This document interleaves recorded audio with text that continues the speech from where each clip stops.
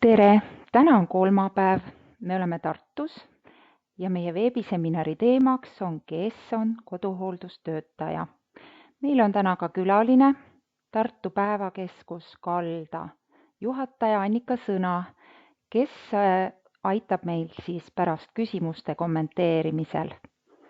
Annika omab väga suurt kogemust koduteenuse osutamisel.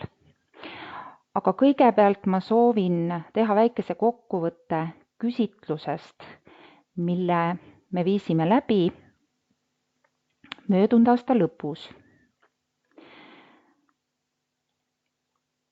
Nii, ma kohe näitan teile. Nii, nüüd peaks näha olema. Viisime küsitluse läbi siis omavalitsustes möödunud aasta lõpul. 79 omavalitsusest vastas meile 59 ja ma tegin väikese kokkuvõtte just selles osas, mis puudutab koduteenust.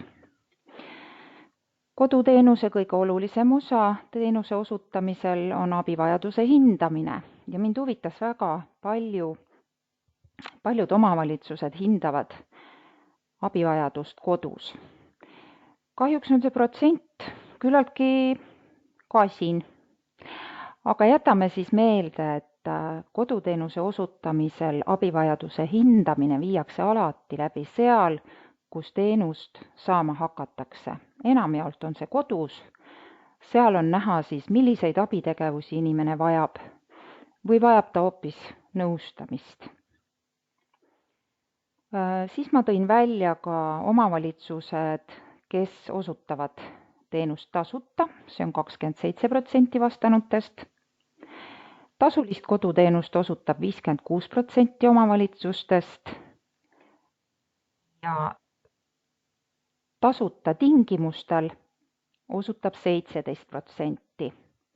Millised need tingimused on siis enamjaolt toimetuleku saajad, üksikud, inimesed, kellel puuduvad seadusjärgsed ülalpidajad, vähekindlustatud ja ka juhtumipõhiselt. Veel tõin välja hinnastamismudelid. Üle Eesti on see pilt tõeliselt kirju. Me muidugi ei tea, kuidas see hind kujuneb ja mis sinna hinna sisse pannakse, aga on olemas tunnitasuna 0,64 eurosenti tunnist. See on Tallinna linnas, ma võin öelda. On kuutasuna arvestus. Odavaim jälle Tallinna linnas, 10 euro kuus.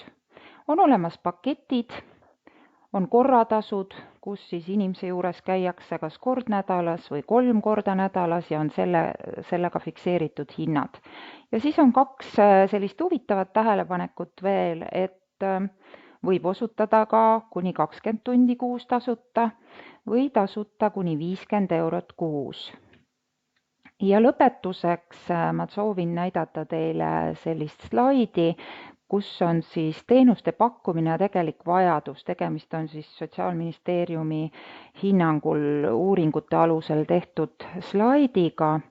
Ja kui me vaatame just koduteenust, siis on tõesti vajadus palju suurem, kui me tegelikkuses praegu pakkuda suudame.